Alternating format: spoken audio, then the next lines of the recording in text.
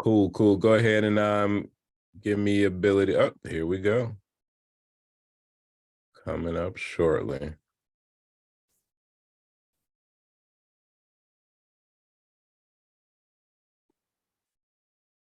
All right, everybody, how we doing? Where's everybody checking in from?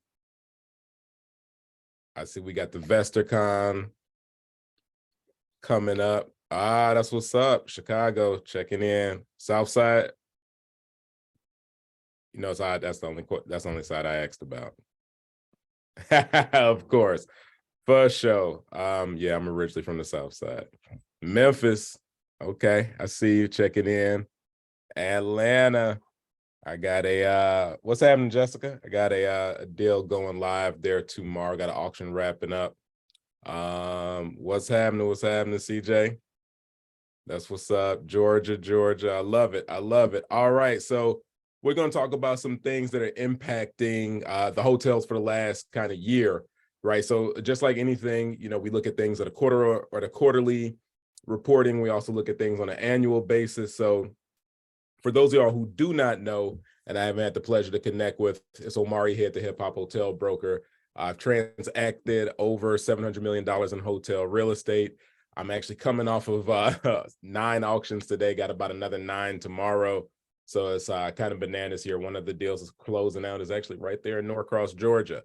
So I'm going to be talking about some stuff that I live and breathe every day. Going to help you understand kind of the micro and macro things and why, if you're looking at this as an investment, some of the things that you should be tracking, A, and then B, some of the things that you should continue to be aware of that really impact hotel performance and things that, super savvy investors and some of these big time companies that have, just a whole staff of economists, some of the stuff that they're watching. But without further ado, let's hop right into it. So when you start looking at 2022 overall, it was about 62% occupancy. Average daily rate was $148, and RevPAR was at $93. So again, pretty significant recovery here, and it's projected to actually do better in 2023. Now everybody's wondering what's going on. We've technically been in a recession since last July. But now, we have some other things going on, but that didn't happen last year. And we're here to talk about 2022. So we're going to keep it pushing right here. Now, one of the interesting stories that everybody has been following has been South Florida and Florida in general. But specifically, when you look at this, Miami posted this huge ADR increase over 2019 of 30%. Like Miami was hot, but it just got on fire during the public health crisis. I mean, it was like the best thing that ever happened. But hey, I mean, also in Florida, apparently COVID did not happen, just given some of the other rules or lack of rules that are being followed. But you see what that meant for business and people flocking down there to get to the beaches and do outdoor activities. You're talking about 30 and 25% performance increases when everybody else was just in a very bad position. Some other headlines that, in case you all missed it, if you're not a nerd like myself or other people that are kind of in industry, so M&A, mergers and acquisitions. So 2022 was a really big year for mergers and acquisitions in the hospitality space. So here are a few of them. One that a lot of people miss, which was Pyramid, which is a third-party hotel operator, which actually has a Black person as a principal. They acquired another management company. So there's been a lot of M&A going on over the past couple of years within management companies where they're trying to, combine their powers to become stronger here, like Voltron. So you're going to continue to see that, but Pyramid is one of those ones more so at the top of the food chain and starting to absorb some of these smaller management companies. The other one, which was Highgate, which acquired Viceroy Hotels. So a lot of people kind of missed that one. Why is that important? Highgate has become a management company to watch. Highgate also owns a bunch of hotels as well. Won't get into the details of that, but they're an owner and they're an operator, and now they have a brand, right? Something to think about. Hyatt announced plans as well, again on the brand side, to acquire Dream Hotel Group. So this was a interesting one. And if you follow my social media at Hip Hop Hotel Broker on Instagram, I posted what was fascinating to me about this was that A few years back, there was the same headline, but it was Wyndham. Wyndham had acquired Dream Hotel Group, and then they broke out of Wyndham, and they stood alone, and then now they've joined Hyatt. So again, M&A activity has been pretty robust, and the big one that a lot of people did not see coming, that I think actually was probably the two that complement each other the most, and not a ton of cannibalization there, was Choice Hotels acquiring Radisson Hotel Group. So for those who may not be familiar, so Radisson were brands like Radisson Red, Radisson Blue, the Radisson Core brand, which you probably know Radisson for the most is Country Inn and Suites, and then Choice. That's Comfort Inn, Comfort Suites, that's Suburban Wood Springs. So kind of that style. So Choice didn't have a ton of full service exposure, and Radisson, they're kind of limited in select service. They didn't really have anything in the economy space. So the only place where there's really a lot of overlap is kind of the Country Inn and Suites, because that kind of directly competes with that comfort product. So, but other than that, it's not a ton. I think they have the Park Inn and Suites that they were trying to roll out, and like the Radisson Inn and Suites that they tried to roll out. Not really sure where they are with those, but so that's kind of a quick overview of some of the M&A activity and what that means for you as a potential aspiring hotelier. Why? Because these management companies are starting to get smaller and smaller, larger and larger, as in the sample size of people that you can call about management contracts is getting smaller and smaller, I should say. From a branding side, should you be considering a brand? That's something to consider. You know, if you were the owner of a Comfort Inn and there's a Country Inn and Suites across the street, there wasn't really any, you all weren't competing in the same brand. You all were competing for guests kind of within your geography, but you weren't considering competing within the same franchisor. Now you are. So that's something to think about. Is there an impact? Next up, we'll talk about new brands. So this was a big one. Hyatt is always new brands getting announced. There's a big hotel conference next week. We're anticipating another brand or so to get announced. We'll see what ends up happening there. But Hyatt is going to be announcing what they did announce, a new brand called Caption. So that's going to be kind of building out their lifestyle sector, right? So they got Caption.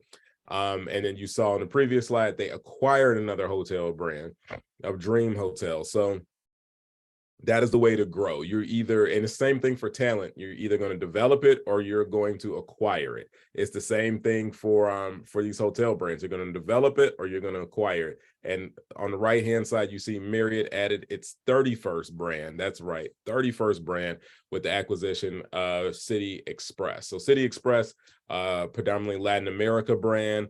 That's how they want to get exposure there. If you're a nerd like me and you follow the news, Marriott did this a few years ago, and everybody's been trying to figure out how to get into Africa.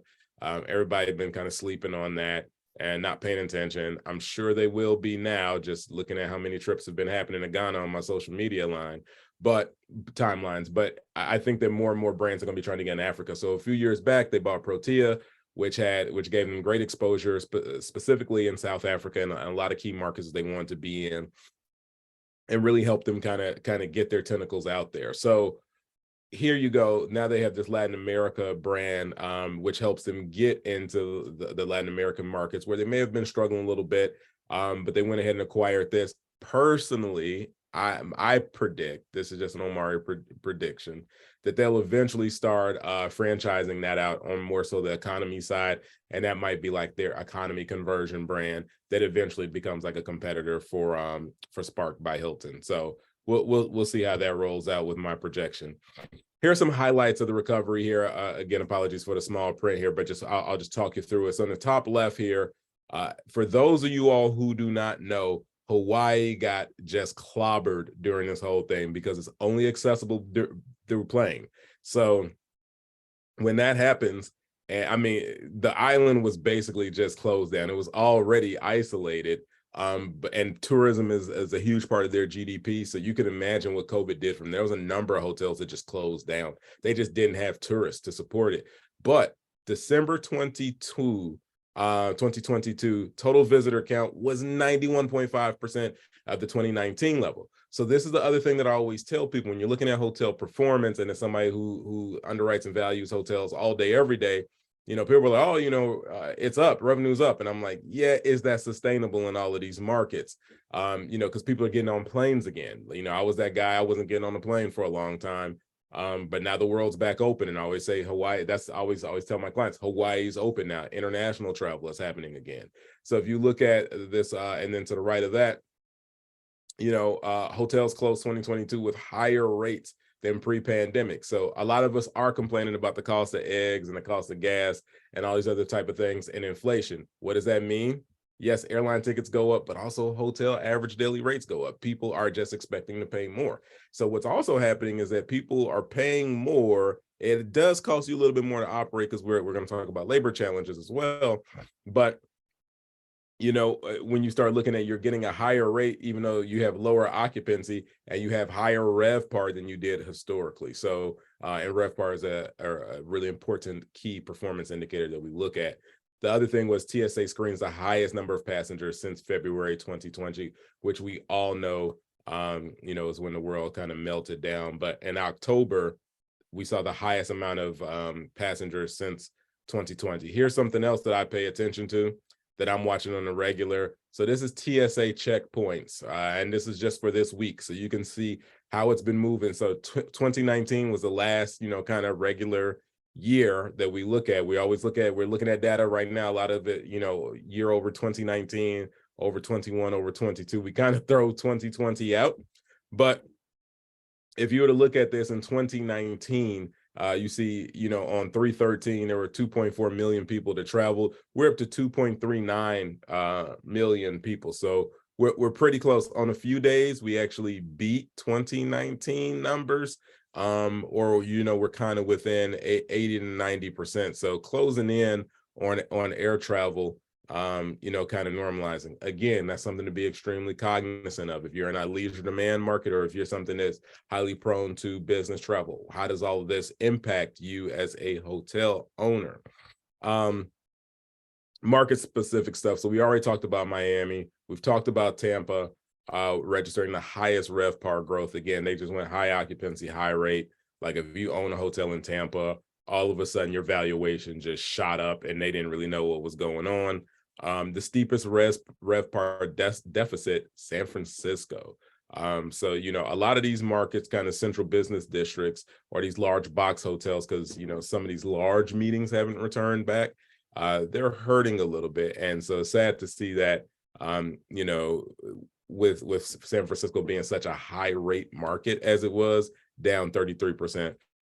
Major markets with the lowest occupancy for the year included Minneapolis and Houston. So keep that in mind, again, as you're valuing deals. If you're looking at stuff in these markets and it's like, the recovery there hasn't been as strong. Also, you got to say it's also asset specific. You also got to look at what's coming into the pipeline. I can tell you just off the top of the head, I'm pretty sure Houston has a very robust pipeline. Not so sure about Minneapolis, but that's something for you to look at should you be considering getting active in those markets. Top markets for growth of RevPAR. So that's San Francisco, San Jose, Houston, Minneapolis. And I broke out DC just because that's been great to see, just kind of how DC has progressed. So bottom markets have been Tampa, Mobile, Omaha, San Antonio, Palm Beach. So now we talked about Tampa being so high. Now, the thing was kind of law of big numbers. It's just difficult to grow off of that. So don't necessarily read too much into all of these. As we know, Palm Beach has been doing pretty well as well. So, citing my source over here to the left, but one thing we always talk about is supply, like who's building new hotels and where are they building them? So again, the markets that are coming in, you got Dallas with 20,000 keys coming into the market. Atlanta, I know we just got a few people from Georgia checked in there. 18,000 keys coming to the market. Los Angeles, 19,000 keys, right? Here's another thing I think is very fascinating. Brand conversion room counts. You got 1,000 hotels that are going to be converting brands, 1,000. And that's for a myriad of reasons. So 102 keys are going to be converting. That could be people branding up. That could be people branding down. You may be branding down because you want to get more efficiencies and you don't want to do a big PIP. You may be branding up because you see it as a value add play, and an opportunity to push average daily rate and ultimately have a little bit better potential flow through. But we got about 650,000 keys in the pipeline, which is a 12% growth year over year. And what does that mean? 14% increase in supply. So is that something to be concerned of? Depends on the market. Brands in the supply in the pipeline. So we talked about the markets and how many projects and how many keys. What hotels are they? So this is another reason why I like economy hotels, specifically for your first few acquisitions. As you can tell, nobody is building economy hotels, right? They're building Home2, they're building Town Place Suites, and they're building Holiday Inn Express. The other thing that tells you is that likely they're able to get financing there. Banks are probably comfortable with these things, but you got 521 shovels in the dirt for a Home2, and 320 for a Town Place Suites, and just trailing shortly after, still a lot of space there. People are building that Holiday Inn Express product. So these are things that obviously do well. Developers are comfortable spending millions of dollars to develop, and I believe that there's actually an opportunity right now on Investor to invest in a ground up development. I may be speaking out of turn there, but that's something for you to consider as well as you look at how robust the pipeline is per brands.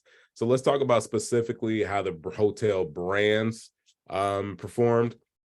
So when you look at the hotel game is so interesting because you got the owners, you got the operators, and you got the franchisor. You got three different parties that are involved there and in one single kind of building, and it's all seamless to the guests. The guests have no clue that me and my business partners own a hotel, that the management company runs it, and then the brand is sitting someplace else just collecting a fee. Like, it's all seamless, right? But the brands, a lot of them are publicly traded companies. So worldwide year-end 2022, Marriott reported that they had $110 RevPAR and about 64% occupancy and $172 ADR.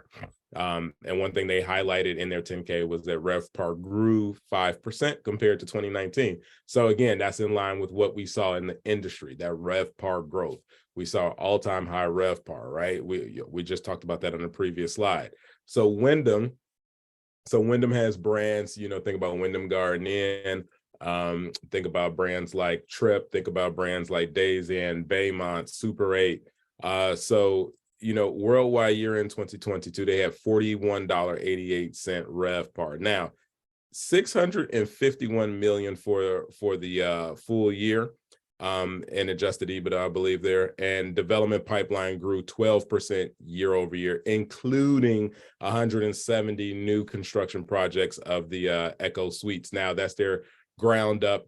That's their ground up economy extended stay product, which is completely on fire right now in that market segment. I'm selling a bunch of that right now. I can tell you, high level of interest there.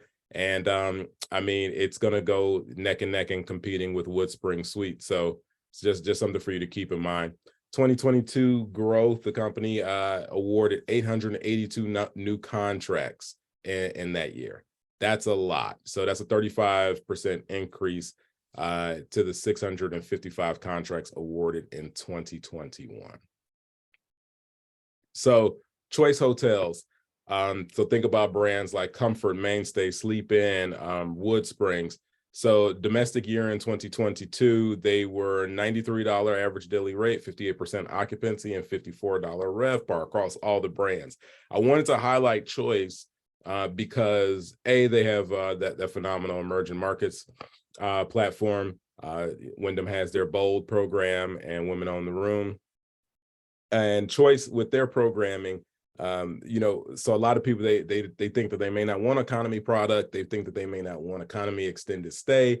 But I show this is all of the brands. This is public information. This is how, when they added up and averaged out all of their brands for year end 22, their performance, you can see right there, the glaring difference in occupancy. 79% for WoodSpring Suites. That's pretty incredible. And we said that the industry was in the 60s. So they're about 10%, probably 15% above that. Suburban, 67%, right? And then you see the rate, $58 and $59, and obviously the RevPAR at $45 and $40 respectively. So I mean, that answers the question right there. If you want performance, if you like to make money, economy extended stay might be where you want to look. And that again, that's taken across all of their the hotels in their portfolio. So you have real estate investment trusts. Also, like I said, you have the owners, you have the operators, and then you have the franchisor. So we're going to talk about some of the hotel REIT performance. This just kind of talks about some of the hotel REIT averages that people were following year in 2022. And the sentence here that jumps out here, which really talks about the overall performance of the hotel REIT sector. I mean, people were just absolutely blown away by it. And that first sentence says it best. It was the third best performing REIT sector. So with that said, we'll go ahead and jump into it. RLJ, headquartered right outside of Washington, D.C. in Bethesda. So RLJ, they own a good amount of hotels, select service and full service. And they use verbiage like comparable occupancy, comparable ADR. So you'll see that throughout the slides here with the REITs. But comparable occupancy, 68%, comparable ADR, $188, and comparable RevPAR was $129. That's supposed to be a hyphen, not a negative. And a revenue of 1.2 billion and adjusted EBITDA of 336 million. So again, market health is doing pretty good. Park Hotels had some things that they highlighted there, which was that they reopened all previously suspended hotels by May. Why is that important for Park Hotels? If you look at their portfolio, it includes a lot of big box hotels, a lot of convention hotels, and they have a lot of exposure in one of the markets that has, I think it was it negative 30% and RevPAR, and that is San Francisco. So this is what that means, right? So, you know, their occupancy was 65%, comparable ADR. Comparable ADR was $238. So also in 2022, they sold its interest in 7 non-core assets. So they liquidated 7 hotels and generated 317 million. So some of my predictions, shout out to Miss Cleo. I think that economy extended stay is going to actually continue to increase in value. So economy extended stay projects, people are going to be focused on those. People are just going to be, you know, diving deeper and getting more aggressive in pricing there. I think we're going to continue to see more portfolio transfers of people buying large amounts of hotels. You know, not just doing, you know, 1 and 2 off. Some of these more sophisticated groups are going to be joining forces to continue to buy portfolios 10 and 15, 22 at a time, or even hundreds at a time. Receivership and note sales are going to slow down for a little bit, but I think in certain markets, I think a lot of it's going to be market specific. You'll start to see some of that, and we could talk a little bit about the difference between receivership and note sales. But I do think that some of them, you know, I think that it's going to increase because it has slowed down a little bit. And then I think you might see it. I think you're going to see it go up and down there a little bit. It's going to be kind of an interesting ride in that space. And then, of course, equity inclusion rhetoric is going to continue with less momentum, just because, you know, 2020 was a lot of passion around that. 2021, that conversation started to taper off. And then in 2022, you know, everybody's focused on the economy is doing good. So I think that some of that stuff is going to kind of start to fall by the wayside. And it's interesting. I was looking at one of my social media commentaries and how it was a bunch of HR executives, and somebody asked them kind of, you know, where our diversity inclusion kind of falls for them and what do they plan, and they were just like, oh, it's a lower priority because we feel like we're doing well. Now again, that was like 10.5 years ago, but I think that we're going to start to see that same level of comfort again. But that is kind of my quick update there. I'll go ahead and turn it back over to Davon and see if there's anything that she wanted to add in. I know she has some additional kind of housekeeping notes to offer here as it related to VestorCon.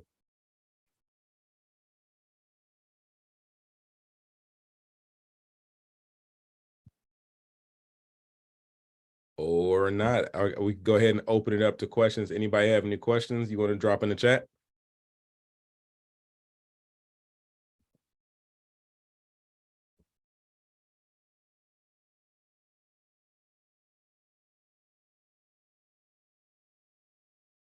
Perfect. Perfect. No questions. No questions.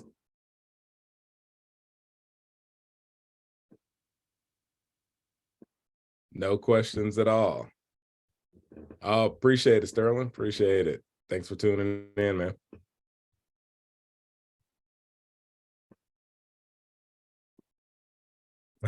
You feel new to it. Nah, that's okay. That's okay. That's what we're here for. It's just a conversation. It's just a conversation. But the good thing about this is that it's an opportunity for you to learn, right? And just kind of let you know some of the verbiage and some of the things that we're looking at here.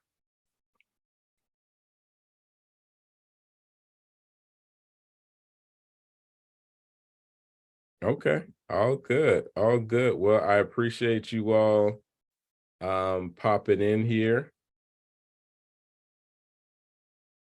Any last chance here? Any questions?